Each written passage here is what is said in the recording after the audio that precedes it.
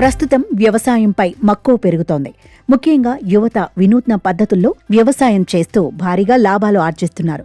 నిత్యం డిమాండ్ ఉండే అలాంటి ఒక బెస్ట్ బిజినెస్ కొత్తిమీర సాగు. పెద్దగా స్థలం, పెట్టుబడి కూడా అవసరం లేదు. మార్కెట్లో నిత్యం డిమాండ్ ఉండే కొత్తిమీర సాగుతో చాలామంది రైతులు లాభాలు ఆర్జిస్తున్నారు. ఇంతకీ కొత్తిమీర సాగు చేయడానికి ఎంత పెట్టుబడి అవసరం ఉంటుంది, లాభాలు ఎలా ఉంటాయి లాంటి వివరాలు ఇప్పుడు తెలుసుకుందాం.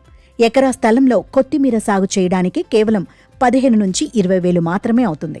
1 ఎకరాలో పండిన కొత్తిమీరను విక్రయించడం ద్వారా సుమారు 50 నుంచి 60 వేల వరకు లాభాలు ఆర్జించవచ్చు. ఈ లెక్క చూసుకుంటే ఎకరానికి సుమారు 35 వేల నుంచి 40 వేల వరకు లాభం పొందవచ్చన్నమాట. ఇక కొత్తిమీర సాగును అక్టోబర్ నెలలో ప్రారంభిస్తే మంచిదని నిపుణులు చెబుతుంటారు. ఎకరంన్నర పొలంలో 15 నుంచి 20 కిలోల విత్తనాలను వేసుకోవచ్చు. ఇక నీరు కూడా తక్కువే అవసరం పడుతుంది. డ్రిప్ ద్వారా నీటిని అందించాల్సి ఉంటుంది. సాధారణంగా కొత్తిమీర పంట 2.5 నుంచి 3 నెలల్లో చేతికి వస్తుంది. కానీ రైతులు దాని పచ్చి ఆకులను విత్తిన 1 నెల తర్వాత విక్రయించటం ద్వారా ఆదాయాన్ని పొందొచ్చు.